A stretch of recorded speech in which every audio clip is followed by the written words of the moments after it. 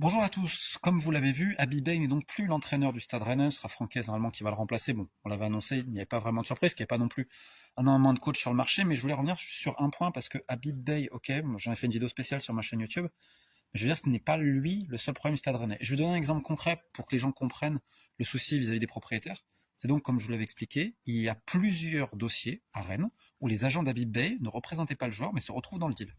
En fait, pas du côté de Rennes, mais du côté de l'autre club. On l'a vu pour Brassier, c'est-à-dire qu'il récupère le mandat de Marseille. Quentin Merlin aussi, essaie de le mettre sur leur Instagram. C'est-à-dire qu'ils ont eu le culot, quand même, l'outrecuidance de le mettre sur Instagram. Quand tu fais un truc comme ça, t'es discret. Donc en gros, ils vont dire, bah, on va faciliter parce qu'on a le coach à Rennes, etc. et tout. Ça rappelle un peu les deals de Rudy Garcia à l'époque et ses agents d'ailleurs. Donc, ok, ils ont fait Merlin et Brassier. Et donc, en gros, le coach va pousser pour des joueurs pour lesquels, en gros, ces agents récupèrent un mandat donc dans l'autre club entre 6 et 10% de la somme.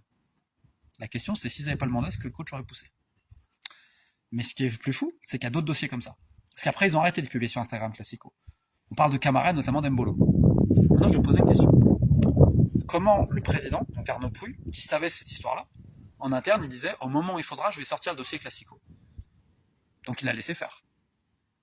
Le directeur sportif, soit il a laissé faire, soit il ne savait pas, donc il est incompétent. Dans les deux cas, normalement, tu as des comptes à rendre vis-à-vis de ton propriétaire. Le propriétaire, il paye grassement à Rennes, il paye bien, la soupe, elle est bonne.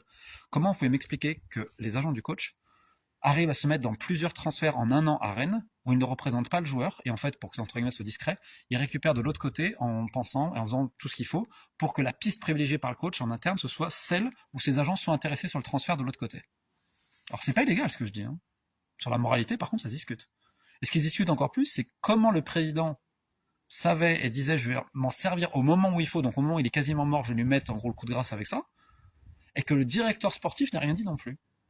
Donc dans un monde normal, président, directeur sportif et coach, c'est dehors. Donc je ne sais pas ce que les Pinots vont faire, mais en tout cas je vous laisse penser. Si vous étiez propriétaire du club et que c'est votre argent et que vous voyez ça, qu'est-ce que vous ferez?